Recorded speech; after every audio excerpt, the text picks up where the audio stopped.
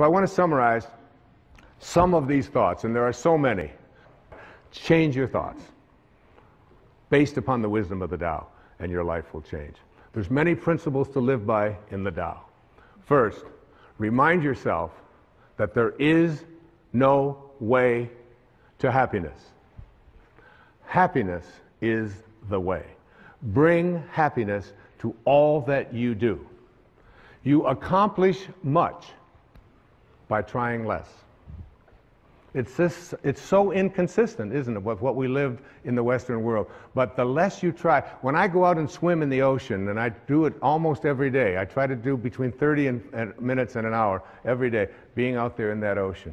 And I just get out there, and if I try less, my arms just seem to know what to do, and the breathing just all works, and and I can swim all day.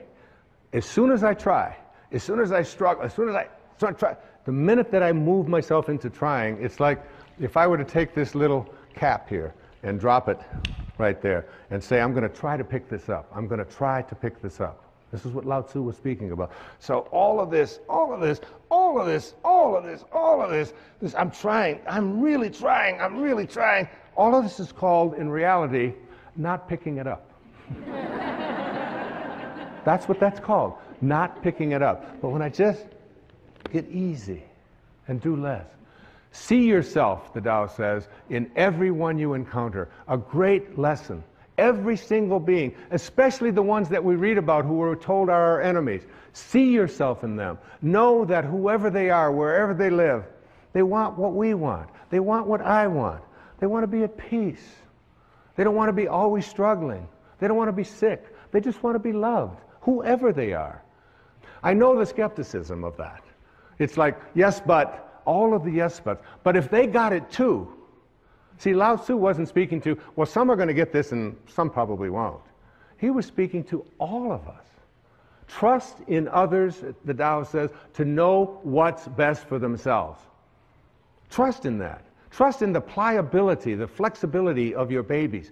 God, those little babies, they're so great when they're like, 2 weeks old. You can take their foot, put it behind their neck, stick it around here like this, put it in their mouth. They're so flexible. I mean, you can do anything. You pick them up, you turn them upside down. You watch them when they're starting to learn to walk. And they run, crash, they go down into the walls and all of this. And you think, oh my God, this kid will never walk again. Up they go, and they don't. Trust in their flexibility. Live without attachment and be generous. Be strong by bending. By bending. We need to learn this in our lives. We need to learn this in the world. It's not so important to be right. It's so much more important when you have a choice to be right or to be kind. Always pick kind. Always pick kind. Practice radical humility. Live low. Live low like the ocean. Stay low. And all the streams will come to it. That's why it's so powerful, because it doesn't lord anything over anyone. And rather than looking for miracles, see everything as miraculous. Everything in your life. There was a man who had a Tao experience, what I call a quantum moment. His name was John Newton.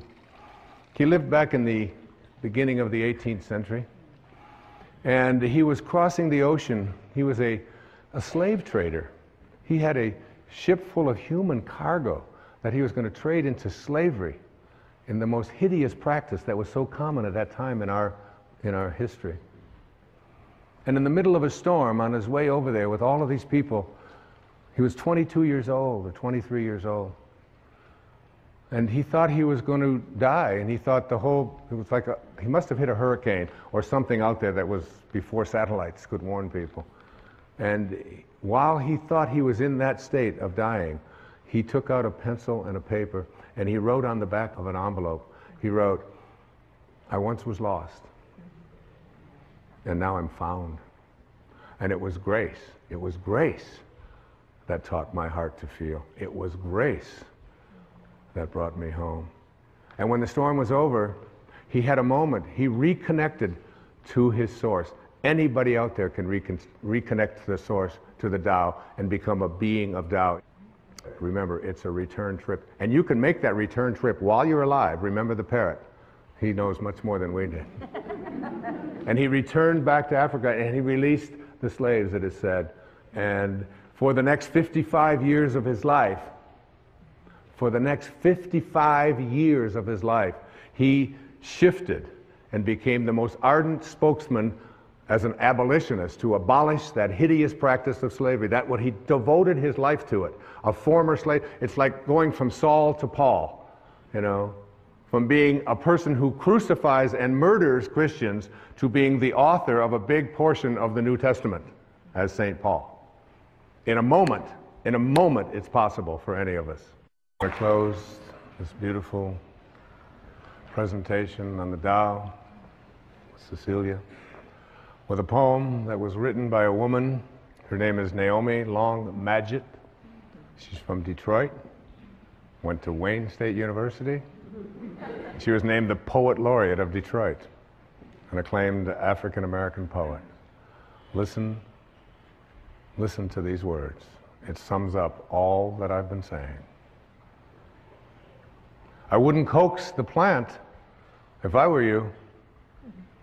Such watchful nurturing may do it harm. Let the soil rest from so much digging and wait until it's dry before you water it. The leaf's inclined to find its own direction. Give it a chance to seek the sunlight for itself.